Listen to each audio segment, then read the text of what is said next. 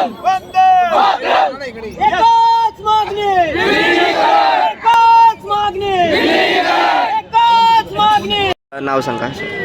सोमनाथ कांगणे, मी वाहतूक नियंत्रक पदावर कार्यरत आहे. आज जी बैठक झाली आहे तुमच्या शिष्टमंडळ आणि अलीप परामनमध्ये त्याच्या संदर्भात काही हे बघा, आमची मागणी पगारवाढीची मुळीच नव्हती गेल्या पहिल्या दिवसापासून, पण आमची मागणी विलिनीकरणाची.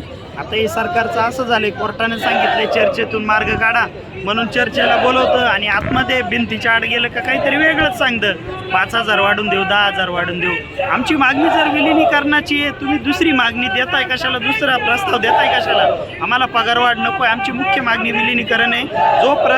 पर्यंत परिवहन मंत्री असतील, राज्याचे मुख्यमंत्री असतील, जोपर्यंत अधिकृतरित्या विलिनीकरणाची घोषणा करत नाही किंवा GR निघत नाही, तोपर्यंत आम्ही कर्मचारी आझाद मैदान सोडणार नाही. सरकारचं असं झालंय, जखम मांडीला आणि मलम शेंडीला अशी गंमत झाली सरकारची.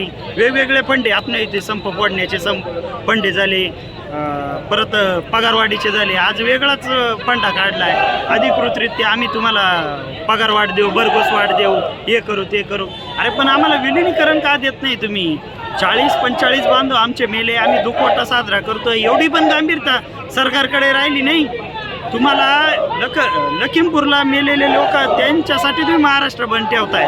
सरकारमधील पक्ष, राजकीय पक्ष, इथं आमचे 45 बांधव मेले, आत्महत्या केल्या त्यांनी, त्याचं गांभीर्य नाही सरकारला.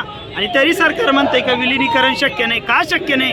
बाकीच्या राज्यात जर विलिनीकरण होत आहे तर महाराष्ट्रात का होत नाही? आमचे 45 बांधव मेले, त्यामुळे इथून पुढचं आंदोलन आणखी तीव्र स्वरूपाचं आणि उग्र होईल. कारण की आम्हाला पगारवाढ नको आहे, आमचं विलिनीकरण करा, आम्ही सरकारला मदत करू मग विलिनीकरण झाल्यावर.